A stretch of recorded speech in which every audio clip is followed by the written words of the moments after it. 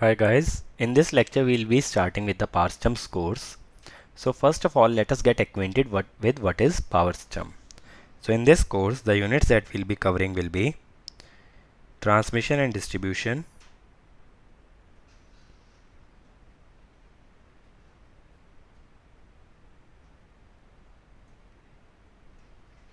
the next unit that we will see will be fault analysis,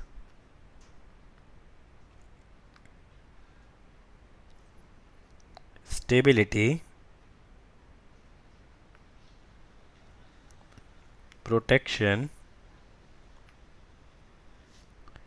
economic dispatch,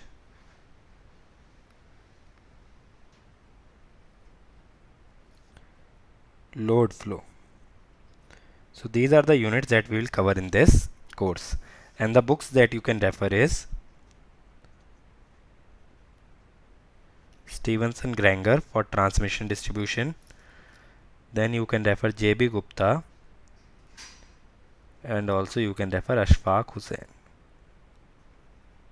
That depends on you, but I think after studying from these lectures you won't be needing any standard textbook. You must only be focusing on the problem solving. Okay, so the theory that will be taught in these lectures will be enough for you. So let us first understand what is a power system. A power system is basically a complete system that is involved in generation, transmission, distribution and utilization. Generation, then transmission, then distribution and utilization. So the complete system is called as a power system. Generation is mostly done by means of synchronous machines that we have already covered in electrical machines. Transmission is done by means of transmission lines. Distribution is done by means of distributors. And utilization means loads that are connected to the system. So this entire system is called as a power system. And when it comes to India, there are 5 regional grids that are defined. First one is the northern grid. Next one is western grid, eastern grid, northeastern grid and southern grid. So these are the 5 regional grids that are present in India presently, and these all 5 grids are interconnected with each other. So in India an interconnected grid is present. So why the grids are interconnected? The grids are interconnected with each other because there might be some areas like the northeastern area where the industries are less, so the power utilization is less. Hence the generation is more than the demand. So those areas can be called as power surplus areas as they have excess power. But the areas like north and south, they have a lot of industries. So there the consumption is more as compared to the generation. So those are power deficit areas. So we need to supply power to the power deficit areas from the power surplus areas. And that can only be done if the grids are interconnected with each other. Okay. But the problem with interconnection is that if fault comes at one location, then it can be propagated to the entire power system. That can be very disadvantageous for the interconnected grid. That means whenever we are interconnecting the grids with each other, we must take care that we are providing the enough or sufficient protection. Otherwise, the entire power system may be down due to fault at only one location. Okay. So there the concept of smart grid comes into picture, where the grid is able to locate the fault by itself. So there is no manual clearing that is required. Okay, so those who are interested in doing a project on power systems, they can implement a smart grid project virtually in MATLAB or some software else, because that is the most researched area in terms of power systems. Okay, so let us see a schematic of the power system. So these are synchronous generators. They are responsible for generating the power. So they are installed in power plants. Power plants are like hydroelectric power plants, thermal power plants, nuclear power plants.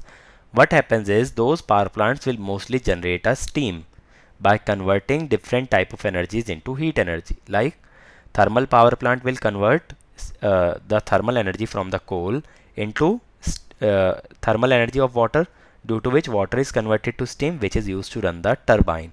Turbine acts as prime mover to the generator, and generator will generate electrical power. Similarly, nuclear power plants also generate heating, which converts water into steam, which can run the turbine of the generator. So these topics we won't be covering in this course. You can read the quickie material that is provided to you for power system generation, as that is not mostly asked in GATE examination. Okay, but it can be asked in other state level examinations, so you can go through that once. Then these are transformers. What is the purpose of these transformers? They will step up the voltage for transmission. We will see in coming lectures why we will step up the voltage. Then the transmission level is usually kept at 220 kV to 765 kV. Here we have tie lines to other power system. Tie lines means the lines that are used to transfer power between different power systems. Okay, so here we can transfer power to the other power system. Then we will step down these voltage to supply it to the consumer. So here we have large consumers which are mostly industries. Okay, that is our primary distribution. Our primary consumers are industries. Those are most important consumers in our power system. Okay, so they are supplied at 33 to 132 kV. Then we will further step it down and supply power to medium large consumers. These can be households. Okay, so households are treated as secondary distribution, means whenever there is a shortage of power, industries will be given priority and power cut will be observed in the household or domestic areas. Okay, so they are not the priority of the government, or they are not the priority of the power system. Why? Because industries are engaged in manufacturing, and when someone is manufacturing, they are raising the economy of the country, so they are always given more priority. Okay, so that is why household loads are secondary distribution, and the distribution voltage for household loads is less as compared to the industrial distribution. Okay, so that is how a power system operates. First it will generate the power, then it will transmit the power, then it will distribute the power to different consumers. Now when we are designing a power system, there are certain objectives that must be met every time. The first and the most important objective is cost of energy. Cost of energy per kilowatt hour or per unit must be minimum. Why the cost must be minimum? Because if the cost is high, what will happen?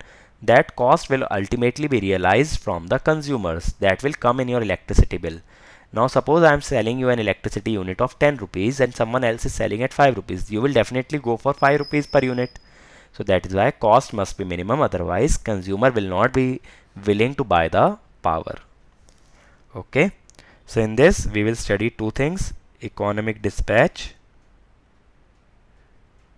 and economic generation.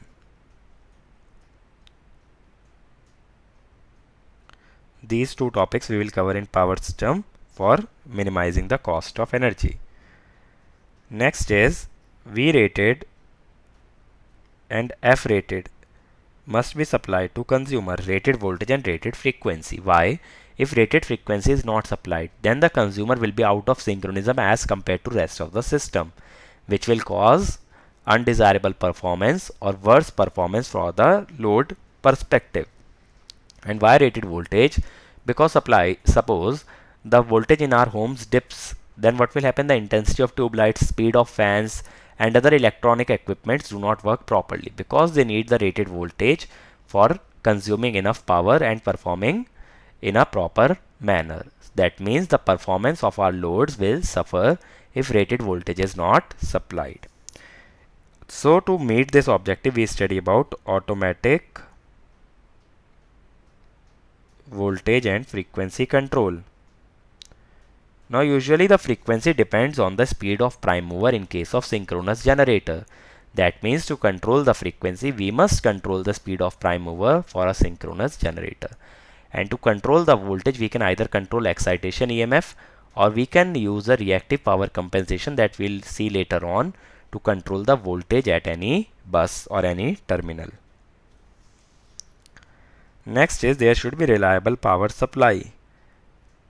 Okay, that means there must be lesser faults, or power supply must be continuous. Okay, so in this, generation and transmission are covered, that the power supply must be reliable.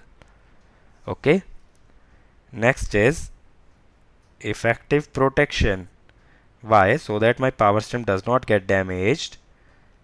If power system gets damaged, then what will happen? That equipment will become non-functional and there will be power shortage, or there will be power cut in certain areas. That is why protection must be good, so that no equipment or no apparatus gets damaged. Otherwise, there will be two effects. One is the power cuts, other is the cost of the system will increase, because you will have to replace that equipment, or you will have to repair that instrument. So due to which there will be additional cost involved, and cost of the system will increase, due to which our first objective will be violated.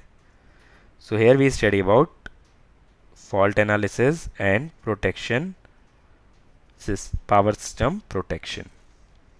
Okay. Next is generators must be stable. Stable means after a fault or after a disturbance, they must be able to return to their original position and supply whatever power is required. So here we will study about stability of power systems. Okay. And last is flexible power transfer.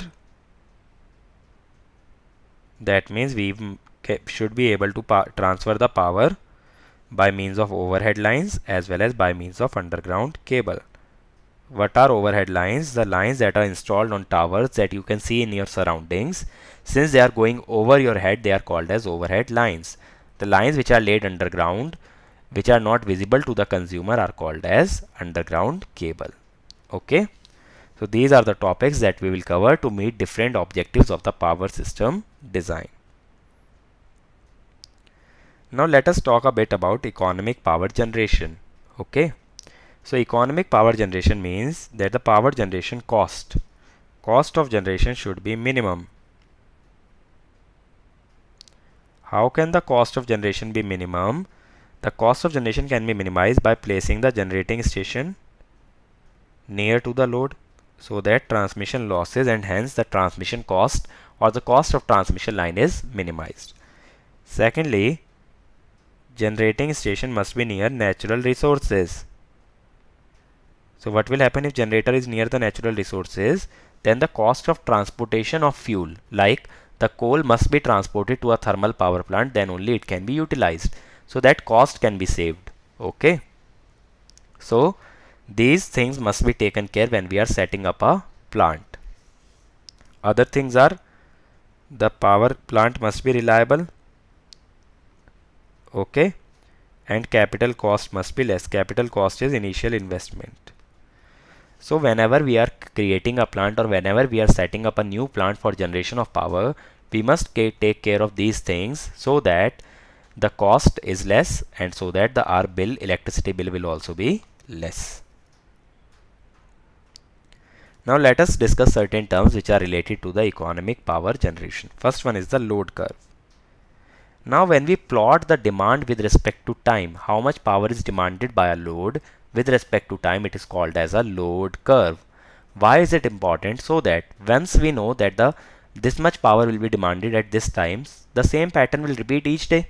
Why it will repeat each day? If you observe your schedule, if there is no public holiday or any holiday is coming, every weekday you will have the same schedule. Most of the people who are working will go to job from 9 to 5. Hence the schedule repeats, or all the industries will be working from 9 to 5, all the schools will be working from 8 to 2. That way the power consumption is periodic. Almost same power will be consumed each and every day. It will be repetitive. So once we have load curve for one day, we can assume the same load curve will be repeated each and every day. That means I know what kind of power will be demanded during the day. So that whenever the power demand is high, I must schedule the power generation. That is, I must be able to generate power to meet that demand. If the demand is low, I must switch off some generators so that power generation is also low. So that is why this load curve is important for scheduling of power generation. Okay. So from load curve we can see there are three parameters that we have defined. AD means average demand. This means maximum demand and this means minimum demand. From the load curve we can determine three things: average, maximum and the minimum demand. And area under the load curve, so integration of power with respect to time gives us energy demand, and usually if we neglect the losses this will be equal to energy generated. So these are the how many units need to be generated in an entire day or a year. If this is plotted from 0 to 24 hours, it is called as a daily load curve. So how is the daily load curve useful? It is for the control of power system. That means what power must be generated during what time of the day. Okay, which generator should be operating during the daytime, which should be operating during the night time. That way we can control the generation to supply the daily power or daily load curve.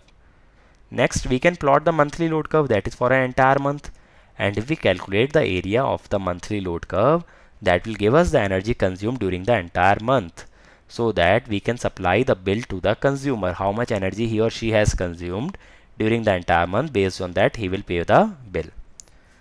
So monthly load curve can be used for billing.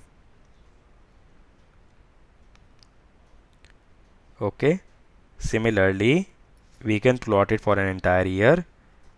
Yearly load curve will help us plan in the power system. That is, based on the yearly load demand, we can ensure how much fuel will be required during each time of the year, so that we can plan the power system. Okay, that much fuel will be required. Suppose the most fuel is required during the month of June due to summers. That means we must have more fuel availability during that time. So it is used in planning of the power system. So daily load curve is used for control, monthly load curve for billing, and yearly load curve for planning of power systems. Next term comes connected load. Now suppose in our homes we have 4 tube lights, 5 fans and then 2 ACs.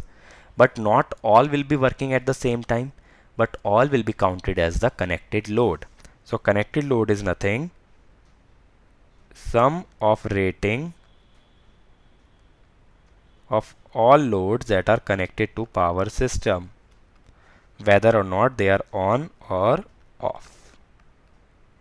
Okay, so what happens is connected load will be taking all the loads into consideration, even if it is working or even if it is not working. That means whatever load is connected to power system is called as connected load. Okay, so we will see how it is important. Next is the average demand.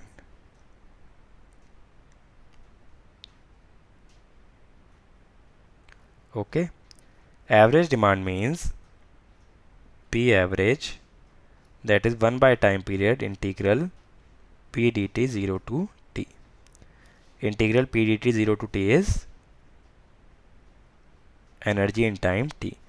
So that is number of units generated. Energy means units, kilowatt hours, divided by time period. And as I told you, number of units generated can be derived from the load curve. So average power or average demand is equal to area of load curve by duration. Whatever is the area of load curve, if it is a monthly load curve, then we will take corresponding to 1 month, and if it is yearly load curve, we will take corresponding to 1 year. But for a daily load curve, we will take 24 hours. Okay, so that is your average demand. Whatever is the demand means how can we approximate using a single value, that is the average demand, because demand will be varying throughout the day. During the day I might be switching on fans, during the night it might be cold, so I might be switching it off. So that means whatever power I am demanding from the power system will be varying throughout the day. So to give it a single value, we use the average value of that demand. Now some factors are defined with respect to the economic power generation. They are pretty important. First is the demand factor. Now demand factor is maximum demand by connected load.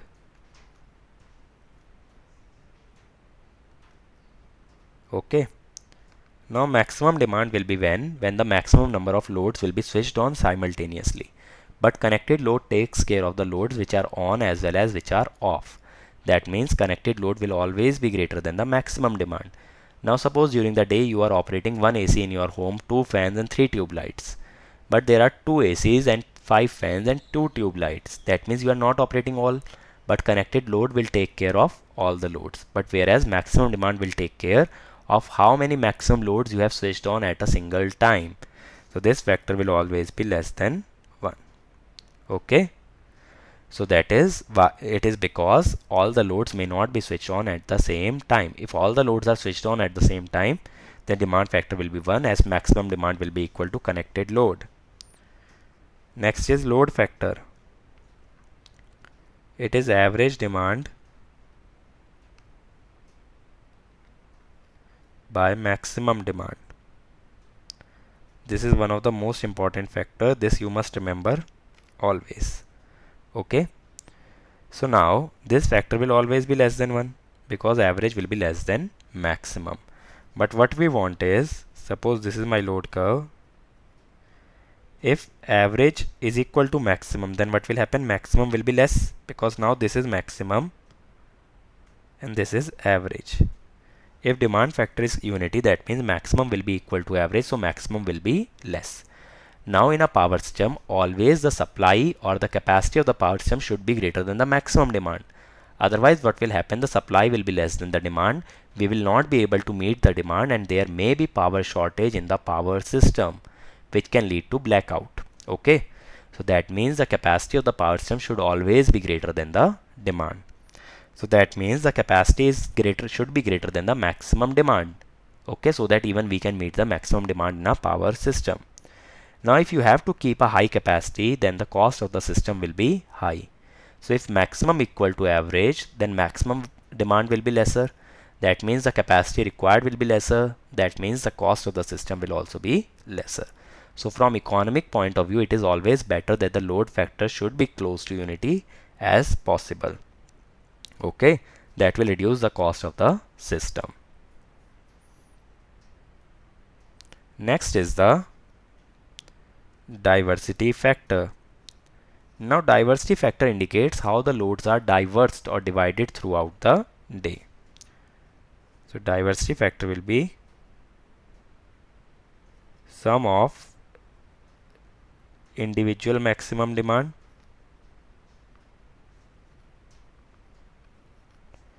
divided by maximum demand on power station. Now suppose I divide the day into 3 times. Let us say night 12 to morning 6. Then morning 6 to evening 6. 6 to 12. Here let us say night 12 to morning 6 the power demand will be lesser. Let us say 50 megawatt. Morning 6 to evening 6 power demand will be higher. Let us say 200 megawatt. And here 6 to 12 let us say 100 megawatt. So maximum demand on the power system is 200 megawatt, but the sum is 50 plus 200 plus 100 by 200. So that is 350 by 200, 3.5 by 2, 1.75. So this factor will always be greater than 1. Now suppose the loads were more diverse. That is, let us say 12 to 6 we have more power consumption, let us say 100 megawatt. 6 to 6 we have 150 and 6 to 12 again 100. That means I have made the loads more uniformly divided throughout the day. Now it will be, the sum will be same, 50 megawatt has been transferred to here. That is 350, but the maximum demand is 150. So it will be greater than 1.75 because denominator is reduced. So diversity factor should be as high as possible so that loads are distributed throughout the day and the maximum demand at a time on the power system is reduced, because now the installed capacity of the power system should be greater than 150. Earlier it should have been greater than 200, because installed capacity must always be greater than the maximum demand. So by making the loads more diverse or more distributed throughout the day, we have reduced the maximum demand on the system and that is how we have reduced the installed capacity and the cost of the system. So diversity factor should be high. Now to increase the diversity factor, what we must do is we must increase the power consumption during the night time, because during the day most of the people will be consuming power, but during the night they might be sleeping and they may not be consuming as much power. So if you want people to consume the power during the night and lose their sleep, you must give them some incentive why they must do so. So that is done by providing power at a cheaper rate. Okay, so what we do is we generally provide incentive to the farmers that if they do the farming during the night time, then we will provide power at a lower cost. So that way they are saving their power and we are increasing the diversity factor of the power system and saving the cost. So it is a win-win situation for both the parties. Next, let us consider some factors connected to the supply. First is the plant utilization factor. Means how efficiently you are utilizing the plant. It is maximum demand by rated capacity. Okay, suppose maximum demand is 150 megawatt, then your capacity should always be higher as you must be able to meet the demand. So this factor is less than 1. Okay, but it must be as close to 1 as possible so that we are effectively utilizing the capacity. Now suppose the capacity is 200 megawatt but the demand is 50 only. That means you are wasting 150 megawatts capacity of the plant. It can generate 150 megawatt more, but you are not using that additional capacity. So that means this factor should be as close to 1 as possible so that we are efficiently utilizing the plant. Next is called as plant capacity factor or even plant factor. Okay, so whenever we are talking about plant factor, you must remember it is a plant capacity factor. Okay, so this is equal to average demand by rated capacity. Okay, means how much is the average demand throughout the day and how much is your rated capacity. This will also be less than 1. Because if maximum demand is less than rated, so average will always be less than rated. Okay, so we can express it like this also. Average by max into max by rated. Average by max is load factor into plant utilization factor. So this can also be expressed in this form. Okay, and this can be expressed in one more form, plant factor. It is the average into time divided by capacity into time. Average into time is energy generated, whereas capacity into time is maximum energy. Means suppose I am generating 200 units, but I could have generated 400 units, then plant factor will be 0.5. Okay, this T is called as service hours. Service hours means for how much duration the plant is working, because it will be down for some duration for the maintenance purpose. So that is called as service hours. So you have to take care that it's the actual energy generated is average demand into the number of service hours, whereas the maximum energy that could be generated will be based on capacity. That is, if the plant was working on the full load during that entire duration, then it will be able to generate more power. That is the maximum energy that could be generated. Okay, so that is your plant capacity factor or plant factor. Next is your service factor. Service factor is similar to duty cycle.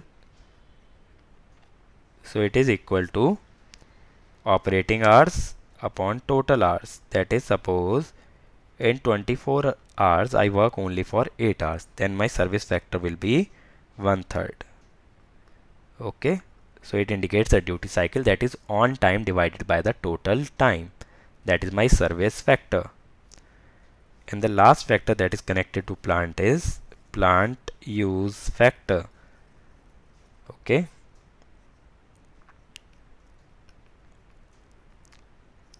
now plant use factor is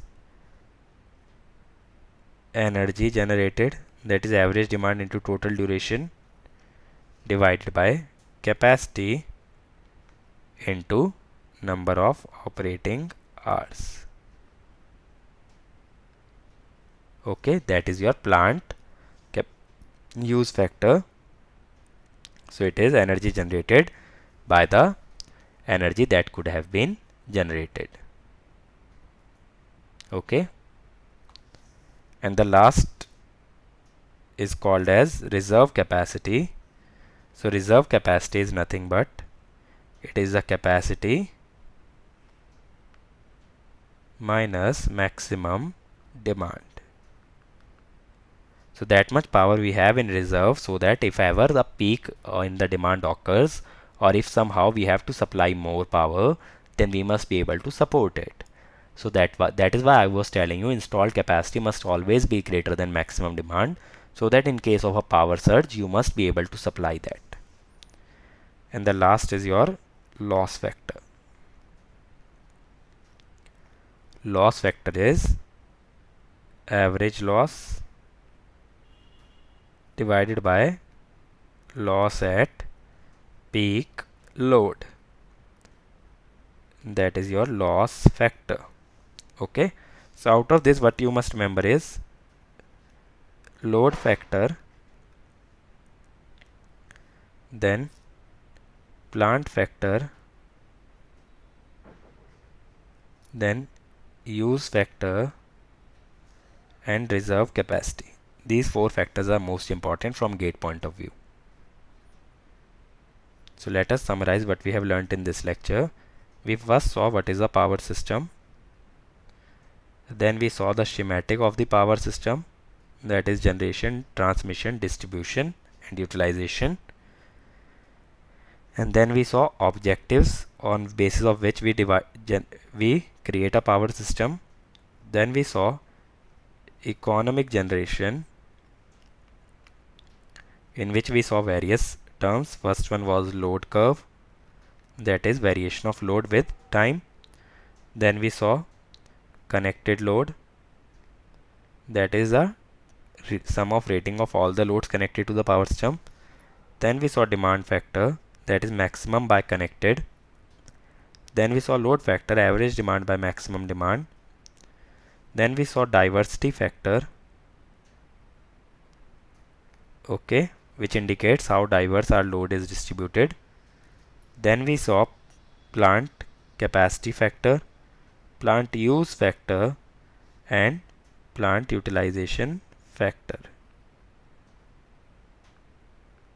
Then we saw reserve capacity, service factor, and loss factor. Okay, so this is what we have covered in this lecture.